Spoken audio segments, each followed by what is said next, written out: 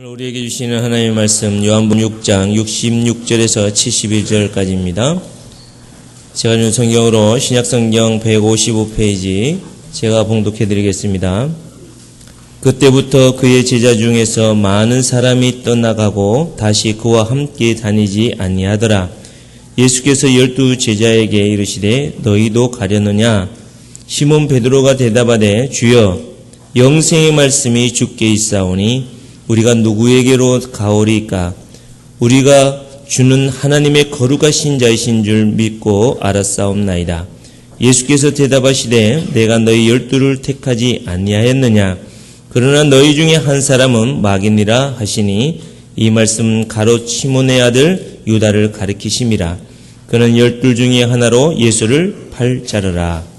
아멘. 오늘 아침에는 영생의 말씀이 주님께 있습니다. 이런 제목으로 말씀을 드리겠습니다.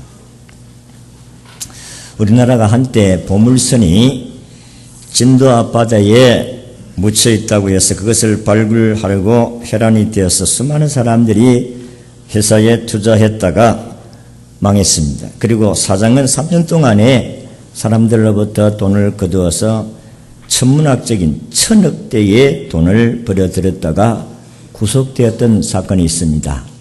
이 사건이 영우 게이트라는 사건입니다.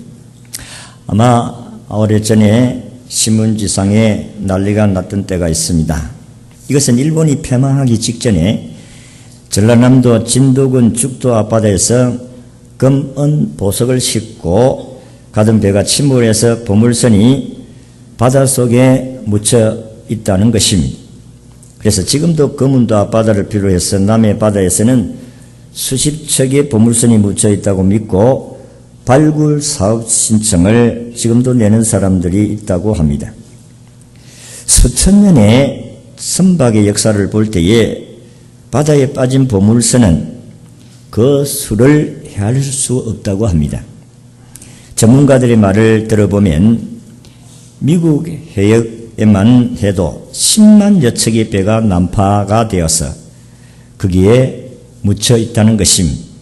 그리고 전 세계 해역에는 청동기를 싣고 지중해를 건너던 로마의 배에서부터 시작해서 제2차 대전에 군수 물자를 운송하기 위해 대서양을 건너던 리비티호에 이르기까지 수백만 척의 배가 바닷속 깊은 곳에 잠을 자고 있다. 그렇게 추정하고 있습니다.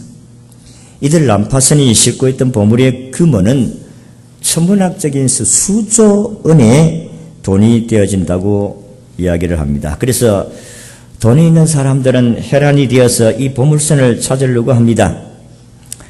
이제는 탐사 장비의 발달로 인해서 사람이 깊은 바다에 들어가지 아니해도 로봇을 통해서 작업할 수 있기에 앞으로 50년 내지 100년 안에 모든 바다에 묻혀있는 보물을 찾아낼 것이라 이렇게 예상을 하고 있습니다.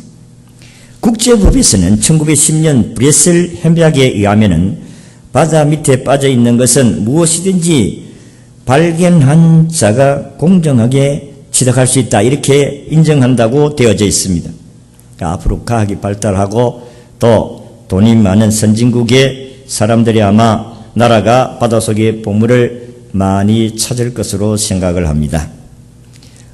정말로 우리가 바닷속에는 이 전문가들의 이야기를 듣지 않아도 우리가 추측으로 수많은 배들이 난파를 당해서 바다에 묻혀 있다 하는 것을 우리가 추측으로도 생각할 수가 있는 것입니다.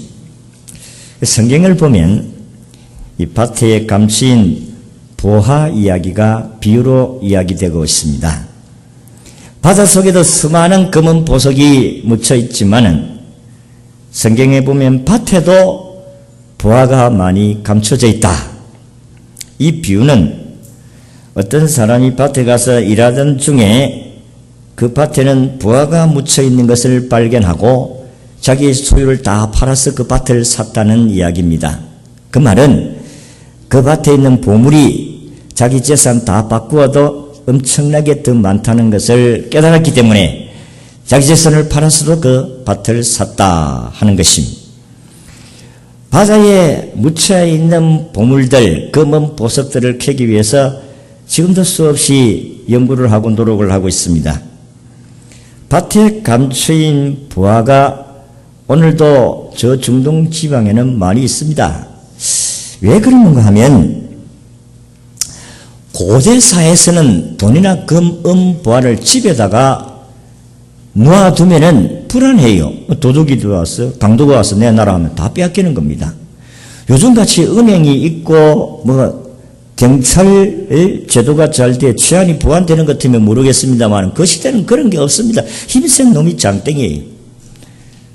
장땡이라고 하면 좀 이상한 말입니다만은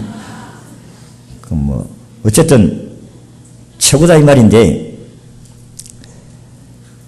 옛날에는 힘센 나라가 작은 나라를 침략해서 빼앗아가면 다 빼앗깁니다. 우리나라도 일본 사람들이, 저 악한 사람들이 우리나라를 침략해서 다 빼앗아갔잖아요. 심지어는 요강까지 다 빼앗아갔는 거예요. 참 악하고도 나쁜 사람. 놋그릇, 놋요강, 그리고 교회 종까지 다 가서 태평양 전쟁에 총알로 사용했던 시절 우리에게 있었던 것입니다. 그러니까 힘센 나라가 와서 쳐들어가면 일가족들이 다 망하면 재물을 다 빼앗깁니다. 그러니까 사람들이 재물을 다 빼앗기기 싫어가지고 금, 보석, 돈들은 아무도 모르게 자기들만 아는 곳에 땅을 파고 항아리에다가 금, 보석을 숨겨 놓았던 적이 있습니다. 그러니까 만약에 강도가 들어와도 저희 자신은 건질 수 있다. 그런데 만약에 일가족이 몰락을 당하면 그 금은 보석은 영원히 땅에 묻힐 수밖에 없다 하는 것입니다. 그러니까 이 금은 보석을 어떤 사람이 그 밭에 일을 하다가 금은 보석을 발견하게 된 거예요. 그러니까 옛날에는 남의 밭에 금은 보석을 발견하면 반반으로 가리게 되어져 있습니다. 발견한 사람이 반, 주인이 반. 그런데 밭을 가다가 금은 보석을 발견한 사람이 욕심이 생기잖아요. 그러니까 자기 재산을 다 팔아서 그 밭을 사서 부하를 차지하게 되었다. 이게 이제 비유의 이야기인데, 성경을 보면 천국을 이 부하를 감춘 것에 대해서 비유를 하고 있다 하는 것입니다. 천국은 감추인 부하를 발견한 가치가 있는 것과 같이 말을 했습니다. 세상에 많은 사람들은 교회라는 밭에 감추인 부하를 찾지를 못합니다. 부하가 있는 것도 잘 모릅니다. 그러나 오늘 우리들이 이렇게 하나님의 교회에 모여든 것은 이곳에는 세상이 찾아서 볼 수 없는, 세상이 알 수가 없는 참된 평안과 기쁨과 은혜가 있기 때문에 우리는 하나님께 나오는 줄로 믿습니다. 부활을 발견한 사람들은 다른 거 다 제쳐놓고 나옵니다. 부활을 발견한 사람들은 자기 재산을 다 팔아서라도 그 부활을 찾습니다. 여러분 그렇지 않습니까? 교회 오니까 좋은데 내가 시시하게 돈 몇 푼 벌기 위해서, 내 인간의 육체의 쾌락을 얻기 위해서 온갖 곳에 여행을 다녀봐도 여기 한 시간 있는 것보다 더 못하다는 것을 깨닫는 사람들은 성일의 하나님께로 나오게 되는 줄로 믿습니다. 부활을 발견한 사람들, 예수 그리스도가 그렇게 좋은 것을 아는 사람들은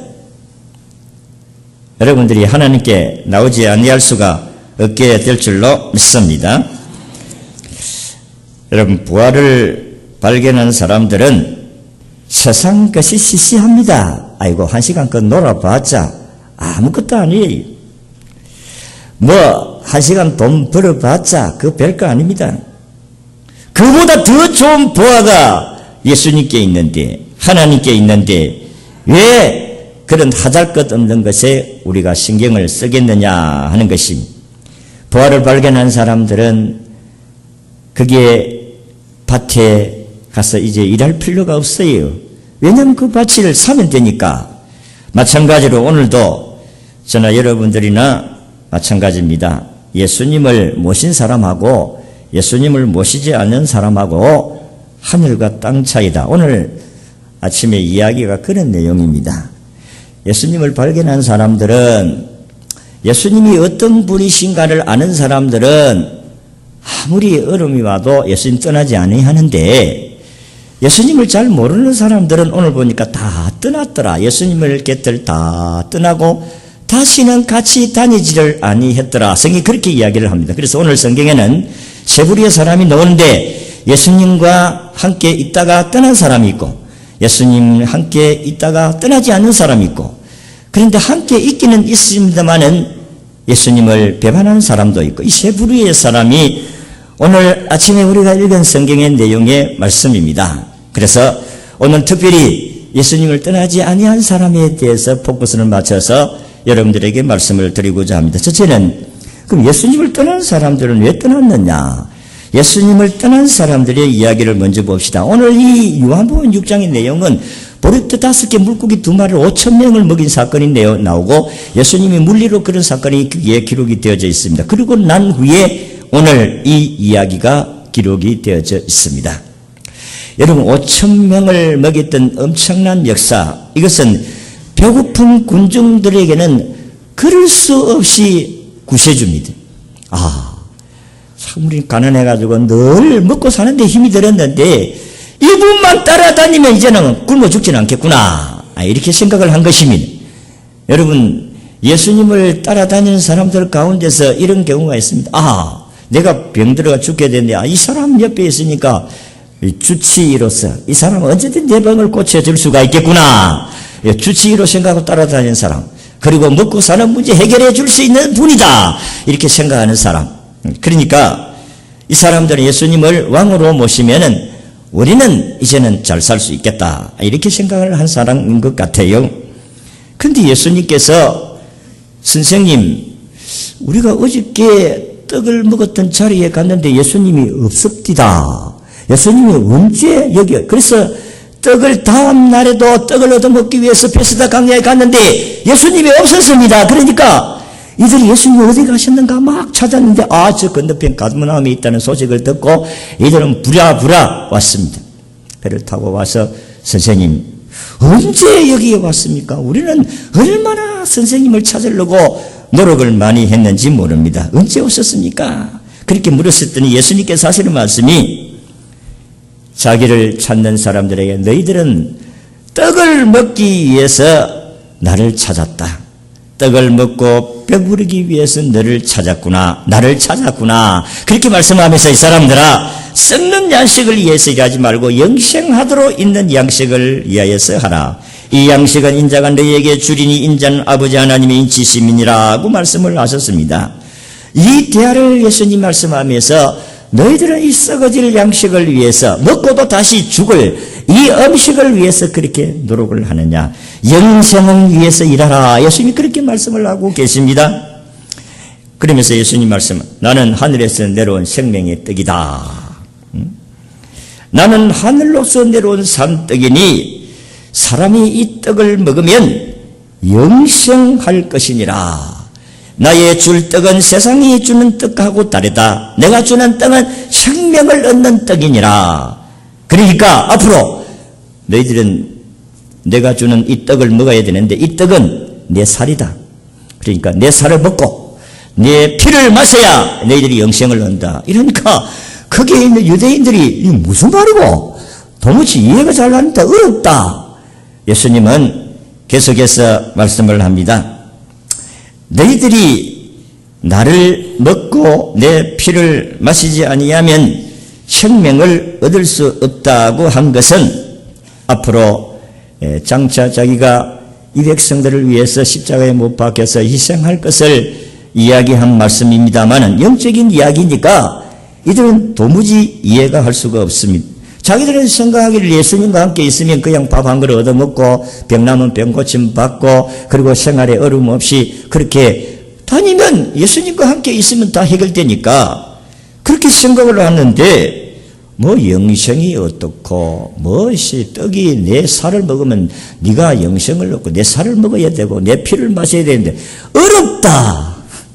그러면서 예수님을 떠났다, 그렇게 말씀을 했습니다.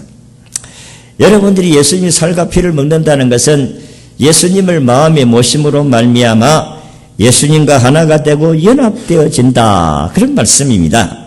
그래서 내가 예수 안에 살고 예수가 내 안에 살면 너희들이 가시를 많이 맺는다. 예수님 그렇게 말씀을 하셨습니다. 예수님 안에 산다는 것은 우리가 예수님을 마음에 모신다는 것입니다.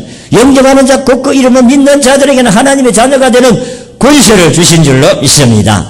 예수님이 살찌기시고 피를 흘리셔서 우리를 죄에서 속죄해 주셨기 때문에 이 예수님을 마음에 받아들이고 모시는 행위가 예수님의 살을 먹고 예수님의 피를 마시는 행위와 같다 하는 것입니다. 그러니까 우리는 이제 예수님의 집에 시집을 온 사람과 같아요. 지구온 처녀가 그 신랑 집에 있는 문화와 풍습을 따라 살아가는 것 같이 오늘도 우리는 예수님과 함께 연합되었으니까 예수님의 신부가 되었으니까 신랑 대신 예수님의 규례와 법도를 따라서 살아야 되는 줄로 믿습니다. 그러니까 내가 옛날에 우리 집에서는 옛날 이래 안 살았는데 우리 집에서는 옛날 이래 안 했는데 이 집구석은 왜 이렇게 무슨 이렇게 해라 저렇게 해라 쌓고 무슨 이사를 해도 이렇게 날짜를 잡아야 되고 장례식에 날짜를 잡고 무엇이 이 집은 이런 우리는 그리 못 살겠다. 그러면 이제 그만 난리가 나는 겁니다. 그렇지 않아요. 그러니까 우리는 그런 이방인들의 집에 시집을 가서는 안 된다 이 말이에요. 응? 맞지요? 안 믿는 집에 시집을 가면 그 시집의 간섭과 습관을 따라서 살아야 되니까 얼마나 힘들어요. 마찬가지입니다. 오늘 우리가 예수 믿는 사람이 안 믿는 짓을 하면은 우리가 생활이 얼마나 힘드는지 모릅니다. 우리는 이제는 옮겼어요. 예수님의 집에 이사를 왔어요. 이제는 예수님이 우리에게 말씀하시는 교훈을 따라서 살아가야 되는 줄로 믿습니다. 그러니까 못 살겠다. 도무지 이 집구석은 내가 이해가 안 돼서 못 살겠다. 그럼 떠나는 거예요. 이혼이라는 게 이제 그런 게서 오는 겁니다. 성격이 안 맞다. 무엇이 이 집구석 하나 도저히 내가 못 살겠다. 없더라는 거예요. 응? 오늘도 마찬가지로 예수님을 믿어도 제대로 안 믿는 사람들은 무엇이 예수님을 통해서 사업을 잘 되고 예수님을 믿어서 직장도 잘 되고 예수님을 믿어서 사업도 자녀도 잘 되고 우리 집안이 잘 되고 뭐가 잘 되어야 되는데 안 되니까 아이고 예수 믿어도 별거 아니다 떠납니다. 예수님 잘 몰라서 그래요. 우리가 예수님을 믿는 것은 내 죄 때문에 예수님이 죽으시고 나를 살리기 위해 3일 만에 부활하시고 나를 영원한 곳에 살기 위해서 처소를 예비하여서 우리 하나님께서 성전하시고 우리 집을 마련하면 다시 재림하실 그 예수님을 믿는 줄로 믿습니다. 이 예수님을 믿음으로 말미암아 영생을 얻게 되는 줄로 믿습니다. 그래서 예수님을 알기 때문에 믿음으로 살다가 보면 집이 안 될 수도 있고 사업이 안 될 수도 있고 직장이 잘 안 되고 그리고 자녀들도 말도 잘 안 듣고 안 될 수도 있고 일이 잘 안 풀릴 수가 있어요. 그렇다고 해서 떠날 수 있느냐? 떠날 수 없습니다. 그런데 여기 떠난 사람들은 예수님을 잘 몰라서 떠난 거예요. 왜냐하면 예수님 육신의 왕으로만 예수님이 육신적으로 우리의 필요를 채워주시는 분으로 이해를 했기 때문에 떠난 것입니다. 두 번째는 예수님께서 다 떠나니까 12 제자 보고 너희도 떠나려고 하느냐? 너희도 가겠느냐? 너희도 갈래? 한마디로 말해서 너희도 갈래? 그러니까 예수님의 제자 가운데 베드로가 오늘 우리가 읽은 68절의 말씀 다음과 같이 읽겠습니다. 시작. 시몬 베드로가 주여 영생의 말씀이 주께 있사오니 우리가 누구에게로 가오리까? 아멘. 우리 안 가겠다는 거예요. 우리에게 밥을 안 줘도 주님이 우리에게 떡을 해결해 주지 아니해도 우리 안 갑니다. 주님이 내 인생의 문제를 해결해 주지 아니해도 안 갑니다. 왜? 영생이 주님께 있는데 영원한 생명을 얻는 것이 주님께 있는데 기껏해 밥 한 그릇 얻어먹기 위해서 내가 주님 따라하겠습니까? 주님 따라다니겠습니까? 내 인생의 문제가 해결되지 않는다고 주님 버릴 수가 없습니다. 우리가 누구에게 가서 영생을 얻겠습니까? 이 세상에 그 영생을 얻을 분은 오직 주님밖에 없습니다. 구원을 얻을 자는 예수님밖에 없는 줄로 믿습니다. 나는 진리요 생명이니 나를 만미한 자 아버지께로 올 자가 없다고 예수님 말씀하지 않았습니까? 예수님이 생명이시고 예수님이 진리시고 예수님은 구원자이십니다. 예수님 외에는 구원이 없는 줄을 안 시몬 베드로 그 제자들은 우리가 누구에 가서 영생을 얻겠습니까? 우리가 비록 굶어 죽는 한이 있더라도 우리는 주님 곁을 떠날 수가 없어요. 이게 주님을 아는 사람인 줄로 믿습니다. 이게 주님을 믿는 사람인 것입니다. 그렇습니다. 여러분들이 진실로 참 주님을 알아야 됩니다. 그래서 어떤 사람은 예수를 믿고 뭔가 나오면 잘 될 줄 알았는데 교회 나와도 별 수 없다 이래가지고 교회를 떠난 사람들도 허다하게 많습니다. 바로 그와 같은 사람. 그러나 우리가 아무리 어렵고 비난이 있고 그리고 고난이 있고 힘들어도 예수님 떠나지 아니하고 교회에 나오는 것은 여기에 영생이 있기 때문에 하나님께로 나오는 줄로 믿습니다. 그래서 다 내려놓고 주일날은 주님의 날, 하나님께 예배드리는 날, 그렇기 때문에 우리가 하나님께 나오는 줄로 믿습니다. 다른 것 다 포기하고, 왜냐하면 보화가 여기 있는데, 이 예수님께 오면 내 마음에 평안과 안식을 얻는데, 죄의 용서가 있는데, 위로가 있는데, 능력이 있는데, 은사가 있는데, 어떻게 우리가 이 주님을 떠날 수 있겠느냐? 떠날 수가 없습니다. 어떻게 교회를 안 나올 수가 있느냐?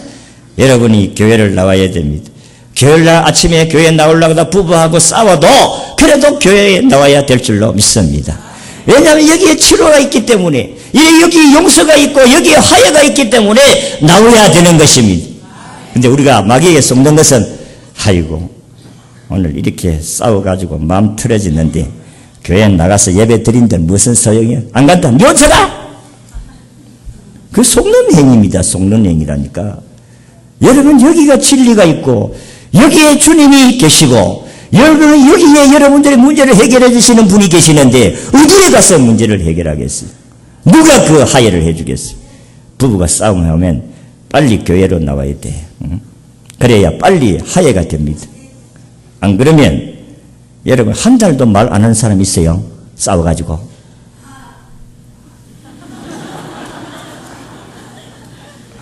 아마 여러분들 가운데 그런 사람도 혹 있는지도 모르겠어요. 이 시간 주님이 여러분들을 하해시키시고 화목해 하시고 집에 갈 때는 손목 잡고 갈 수 있기를 바랍니다. 그래요. 한 달 동안 말 안 하는 사람도 있었디다. 저 부산에 가니까. 진짜 있었어요. 저 이야기를 안 합니까? 진짜입니다. 서로가 마음이 상하면 한 달도 말 안 하고 6개월도 어떤 사람은 6개월도 말 안 해. 돌았나 이 사람이. 약간 모자란 사람이 아니가. 어떻게 입이 있어 사는 사람이 말을 안 하고 살 수 있겠어요? 그런데 사람이요, 딱 사탄이 우리의 마음속에 악한 생각을 가지면 사탄이 딱 개입해가지고 그렇게 원수를 만드는 거예요. 여러분, 예수님이 우리 인생의 모든 문제를 해결해 주시는 키를 가지고 계시는 주인공이심을 믿으시기를 바랍니다. 그러니까 예수님이 수고하고 무거운 짐진 자들아 다 내게로 오라 내가 너희를 쉬게 하겠다. 주님이 해결해 줄 수 없다면 그렇게 말할 수가 없지요. 데모가 일어날 텐데. 주님이 다 해결해 줄 수 있기 때문에 다 나에게로 오너라. 또 내가 너희 짐을 다 져주겠다. 그렇게 말씀을 하시는 것입니다. 예수님 외에는 영생이 없습니다. 아무리 힘들고 어려워도 예수님을 믿고 예수님을 바라보고 말씀을 순종하며 살아갈 수 있기를 바랍니다. 미국 교회가 난 위대한 신앙인이 있습니다. 세계적인 부흥사였던 찰스 피니에 대한 이야기입니다. 이분은 대학 교수로서 31년간 신학을 가르쳤고 그 대학구 내에 대학교에서 31년간 역시 목회를 하여 많은 책을 저술하신 분이십니다. 그의 설교의 감화를 받아 교회를 학교니까 학생들이 수십만 50만 명이 넘는 사람들을 예수님께로 인도했다고 합니다. 근데 그는 목사가 되기 이전에 그분은 법과 대학을, 요즘 같으면 법대를 나오게 된 것입니다.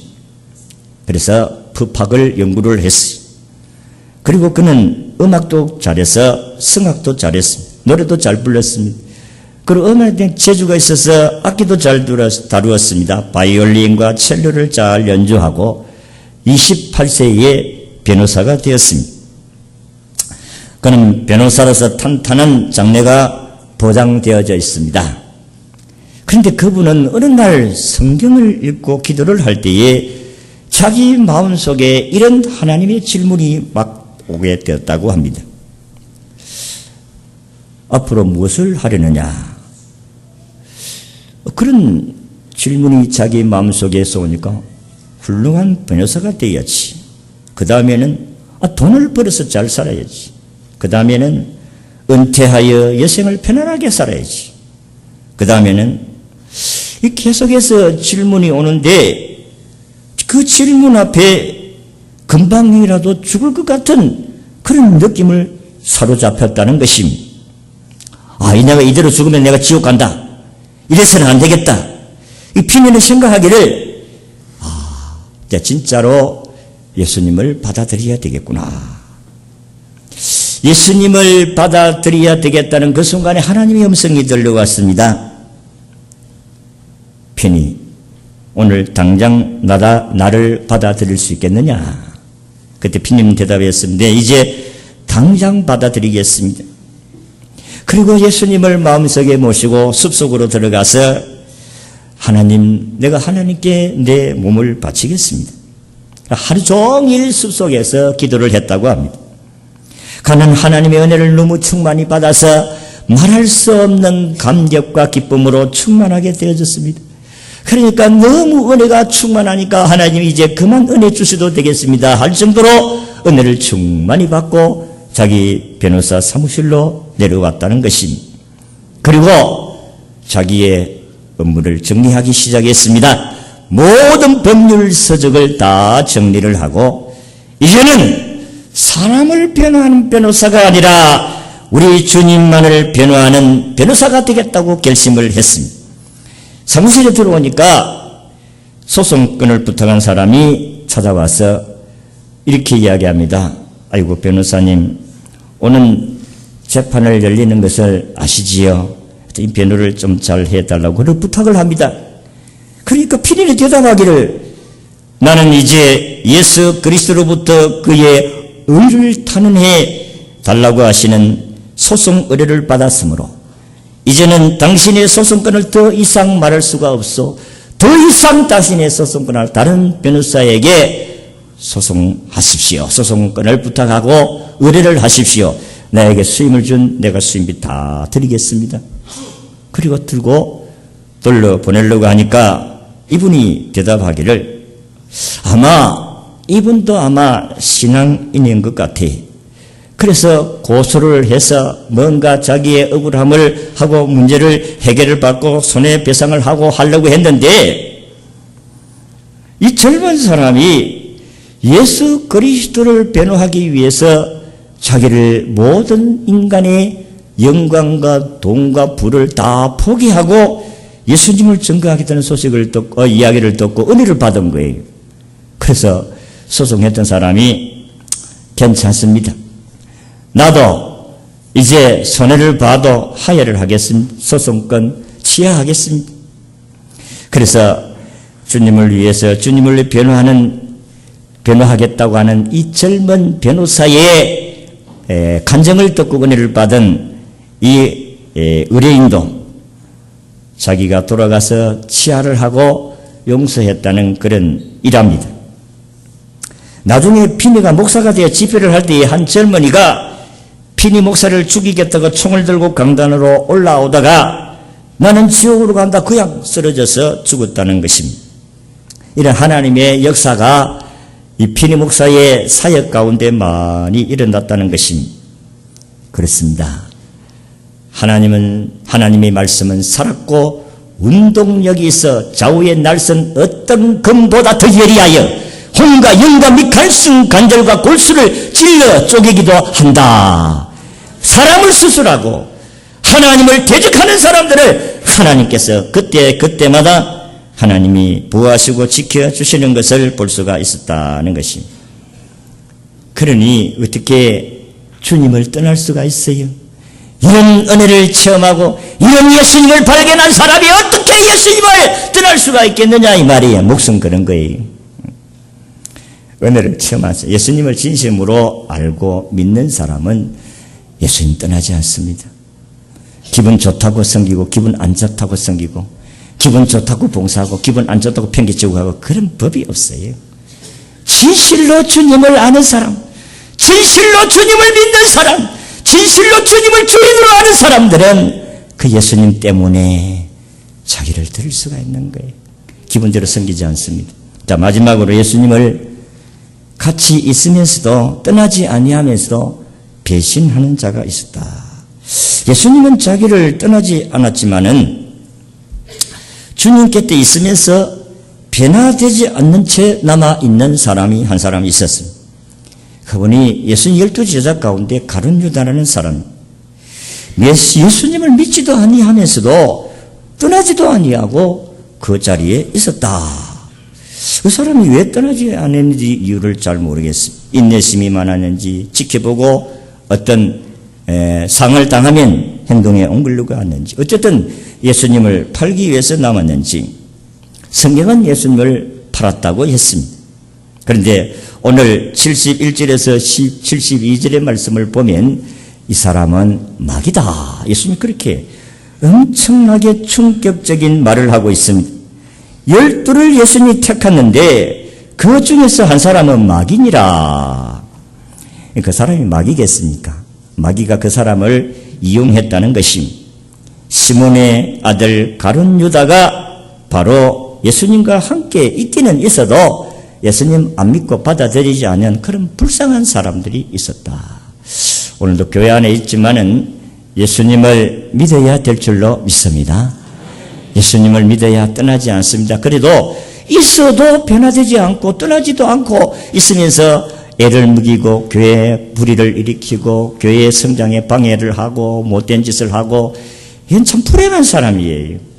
교회가 부흥하고 발전하고 교회가 유익을 하고 그러면 내가 손해를 보고 교회가 유익하다고 생각하면 내가 손해볼 수도 있고 포기할 수도 있고 주님이 기뻐하신다면은 모든 것을 다 내려놓을 수가 있잖아요. 주님 따라다니면 야 이 사람아 나는 집 한 칸도 없는데 그래도 니 나 따라오겠느냐. 주여 영생의 말씀이 주님께 있는데 우리가 누구에게로 가겠습니까? 그래도 나는 주님 따라가겠습니다. 이게 주님의 제자입니다. 그런데 신기한 것은요, 예수님 12제자도 이렇게 했지만은 나중에 또 배반하고 떠납니다. 그런데 진실로 영생 얻기로 작정된 사람들, 진짜 믿는 사람들은 예수님을 배반해도 다시 돌아와서 주님의 사역을 이루게 하시는 줄로 믿습니다. 우리가 다 실수가 있고 허물이 있습니다. 부족한 것이 어찌없겠어. 그렇지만은 진실로 믿는 사람들은 실수를 하고 떠나도 다시 돌아와서 주님을 위해서 일하게 되어집니다. 우리는 예수님 외에는 영생을 주신 분이 없으심을 믿으시기를 바랍니다. 예수님 한 분만으로 만족하시기를 바랍니다. 예수님이 혹 여러분들의 생활 가운데 도와주지 않는 같이 느껴지더라도 주님은 여러분을 떠나지 않고 함께 계시는 줄로 믿으시기를 바랍니다. 그분이 세상 끝날 때까지 너희들과 함께 주겠다고 하셨으니 어떤 얼음이 와도 어떤 환경이 우리에게 도래된다 할지라도 주님 떠나지 마시기를 바라고, 주님 떠나더라도 여러분들이 또 돌아오시기를 바라고, 그리고 주님과 함께 있으면서 믿지 못하는 사람이 되지 말고 진실로 주님을 여러분의 주인으로 모시고 그 주인의 말씀을 따라서 순종하는 아름다운 믿음의 사람들이 다 되시기를 진심으로 바랍니다. 기도하겠습니다. 하나님 감사합니다. 영생의 말씀이 주께 있는데 우리가 누구에게로 가겠습니까? 우리 주님 한 분만으로 만족합니다. 주님과 함께 믿음 생활 잘 하기를 원합니다. 주님, 우리가 주님이 우리의 길을 인도하시는데 혹 힘든 길이 있다 할지라도 잘 따라가게 하여 주옵소서. 어떤 환경이 우리에게 주어지더라도 주의 말씀을 잘 따라 순종함으로 기적을 체험하고 능력을 행하는 놀라운 믿음의 사람들로 세워주시옵소서. 우리 학교를 인도해 주시기를 원하고 예수님 이름으로 기도하옵나이다.